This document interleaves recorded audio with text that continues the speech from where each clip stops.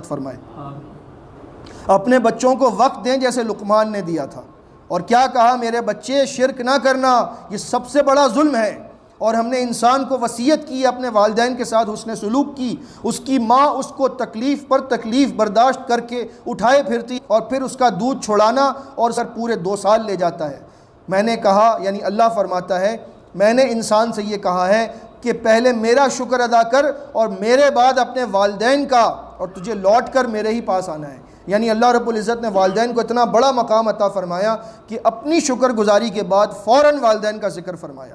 لیکن یاد رکھنا، اگر والدین تجھے حکم دیں کہ میرے ساتھ شرک کر، تو پھر اس بات میں کبھی بھی ان کا کہا نہ ماننا، لیکن اس کے علاوہ دنیا کے تمام معاملات میں ان کے ساتھ حسن سلوک کرنا اور پیروی کرنا اس کی جو میرے راستے کی طرف رجوع کرتا ہے، یعنی نیک لوگوں کے راستے پر چلنا، پھر تجھے لوٹ کر میرے ہی پاس آنا ہے اور میں بتاؤں گا کہ تم کیا کرتے رہے۔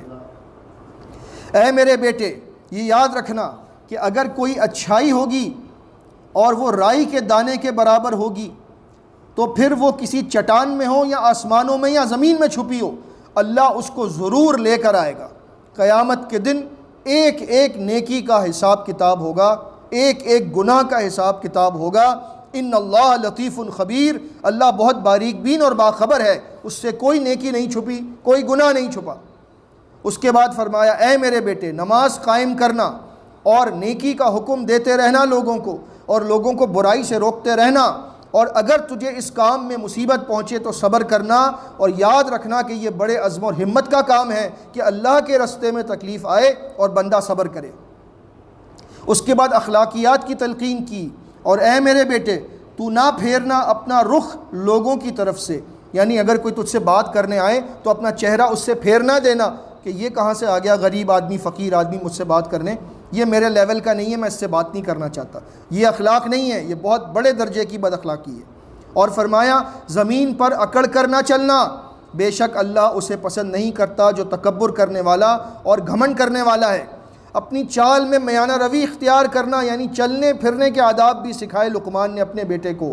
سوچیں آپ، اور یہی تربیت ہے اصل میں جو ہمیں اپنے بچوں کو دینی چاہیے کہ بیٹا کس سے کیسے بات کرتے ہیں، چلتے کیسے ہیں، بیٹھتے کیسے ہیں، اٹھتے کیسے ہیں، نماز کیسے ادا کرتے ہیں، طہارت کے مسائل کیا ہیں، ساری باتیں اپنے بچوں کو بٹھا کر سکھائیں اگر آپ چاہتے ہیں کہ اپنے بعد کوئی اچھی نسل چھوڑ کر جانا چاہتے ہیں۔ لیکن ہم کیا کرتے ہیں، باپ کا کام پیسہ کمانا ہے، ماں کا کام ان کے فیشن کا خیال کرنا ہے اور ان کے لیے طرح طرح کے کھانے پکانا ہے۔ نہ باپ کو تربیت کی فکر ہے نہ ماں کو، ہر ایک اپنی زندگی میں مگن ہے۔ باپ کو تھوڑا وقت ملا تو وہ بھی موبائل فون پر ہے، ماں کو ملا تو وہ بھی موبائل فون پر ہے۔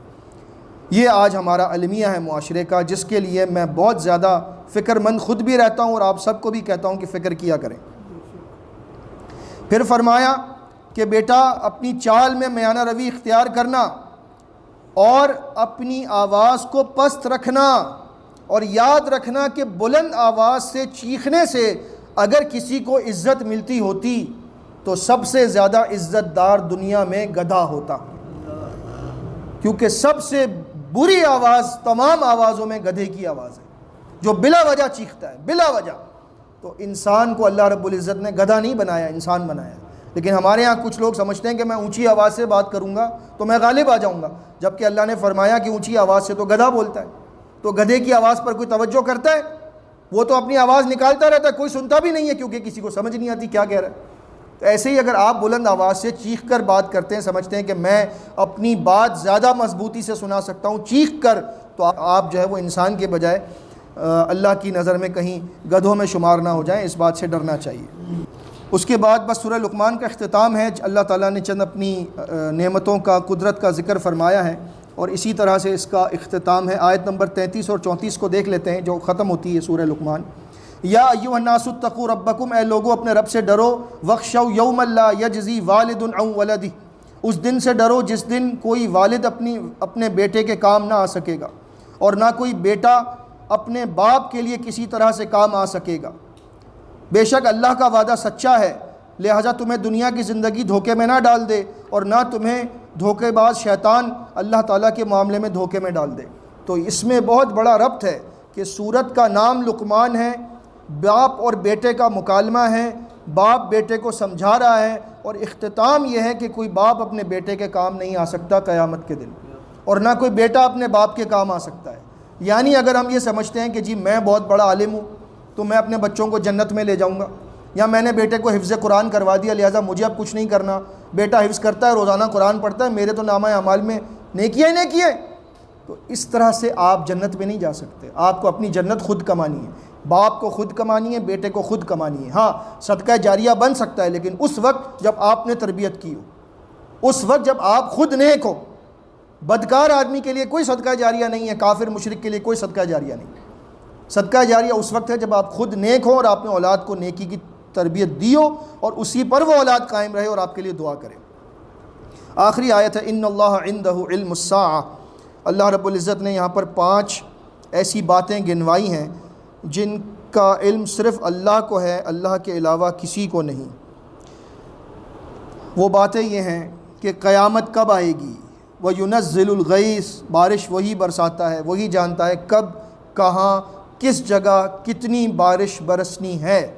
وَيَعْلَمُ مَا فِي الْأَرْحَامِ، اور وہی جانتا ہے کہ ارحام میں کیا ہے، یعنی ماں کے بطن میں جو اولاد ہے جو پرورش پا رہی ہے وہ کیا ہے۔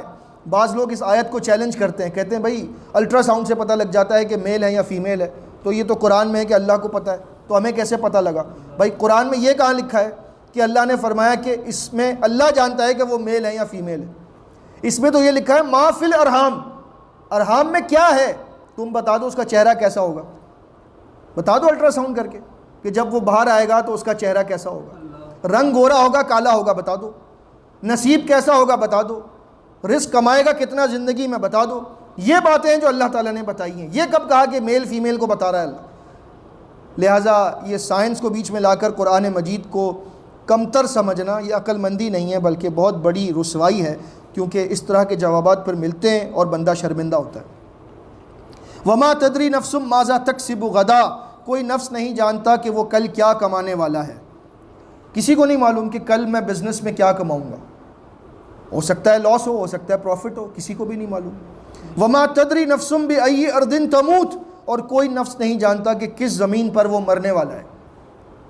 یہ وہ 5 باتیں ہیں جو غیب کی کنجیاں ہیں۔ وَعِندَهُ مَفَاتِحُ الْغَيْبِ، غیب کی کنجیاں اللہ کے پاس ہیں، اس کے سوائے کوئی نہیں جانتا۔ وہ غیب کی 5 کنجیاں یہ ہیں جو سورہ لقمان کی آخری آیت میں ہیں۔ ان اللہ علیم خبیر، بے شک اللہ علم والا اور خبردار ہے۔